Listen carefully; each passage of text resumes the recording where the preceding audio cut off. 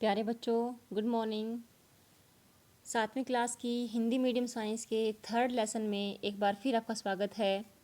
हम कर रहे थे रेशम कीट से रेशम किस प्रकार प्राप्त किया जाता है। हमने देखा था कि रेशम कीट जो है वो शहतूत के पौधे पर शहतूत के पेड़ पर पत्तियों पर रहता है। वहीं पर मादा रेशम कीट सैकड़ों अंडे देती है एक बार में। वहाँ से फिर अंडे से लार्वा निकलता है। लार्वा जो कि कैटरपिलर अथवा रेशम कीट भी कहलाता है, वो जल्दी जल्दी खा पी कर दिन रात खा कर वो बड़े हो जाते हैं काफ़ी साइज़ में।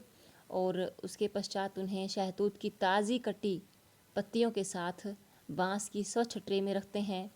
वहाँ पर वो क्या करते हैं, अपने चारों ओर क्या बना लेते हैं, एक कोकून बना लेते हैं। उसी कोकून से उन्हें धागा प्राप्त होता है। तो अब है रेशम का संसाधन यानी कि प्रोसेसिंग। रेशम फाइबर प्राप्त करने के लिए कोकूनों की बड़ी ढेरी का उपयोग किया जाता है। बहुत सारे कोकून इकट्ठे करके उनको फिर पानी में उबाला जाता है। देखो अभी क्या करेंगे, वयस्क कीट में विकसित होने से पहले ही, यानी कि उस कीट को विकसित बनने नहीं देते हम लोग, क्या करते हैं, पहले ही उसको कोकून वहाँ से पहले से ही उनको उतार लेते हैं पत्तियों में से। ठीक है ना, कोकूनों को उतार लेते हैं और फिर उनको या तो धूप में रख देंगे या फिर पानी में उबाल देते हैं या फिर भाप में रखते हैं। इससे क्या होगा, पृथक हो जाते हैं। रेशम का धागा है ना जो, वो कोकून से अलग हो जाता है। उसके अंदर जो रेशम कीट था वो मर जाता है। ठीक है, हम धागे इकट्ठे कर लेते हैं। देखो, रेशम के रूप में उपयोग के लिए कोकून में से रेशम निकालने के पश्चात उनसे धागे बनाने की प्रक्रिया रेशम की रीलिंग कहलाती है। हमने उसमें किया था ना, भेड़ वाले में धोते हैं, छांटते हैं वगैरह वगैरह, वो उसमें खास नहीं करते हैं। जो रेशम का धागा होता है ना, वो काफ़ी लंबा होता है। ठीक है, छटाई की ज़रूरत नहीं होती है। ऐसा भी नहीं है कि वो कठोर होते हैं, नरम होते हैं आदि आदि। तो सीधा उसे क्या करते हैं, रेशम की रीलिंग करते हैं। रीलिंग विशेष मशीनों में की जाती है जो कोकून में से फाइबर या रेशों को निकालती है। ठीक है, फिर रेशम के फाइबरों की कताई की जाती है जिससे रेशम के धागे प्राप्त होते हैं। उनको फिर रंगाई होती है और फिर बुनकरों द्वारा इन्हीं रेशम के धागों से वस्त्र बनाए जाते हैं। तो इसके साथ हमारा लेसन ख़त्म होता है। लेकिन एक इंटरेस्टिंग पॉइंट जो है वो बीच में मैंने जानबूझ के छोड़ दिया था कि रेशम का आविष्कार हुआ किस प्रकार से। ये रहा रेशम की खोज। रेशम की खोज का यथार्थ समय तो पता नहीं है, लगभग अज्ञात है।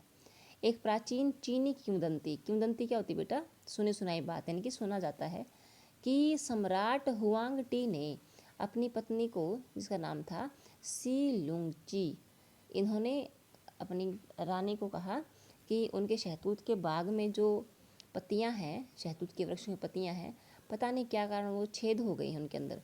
ठीक है, क्षतिग्रस्त हो गई हैं और आपने इनको जाकर देखना है। तो साम्राज्ञी ने क्या किया, साम्राज्ञी ने पाया कि सफ़ेद कृमि, सफ़ेद कीड़े हैं, वो शहतूत की पत्तियों को खा रहे हैं।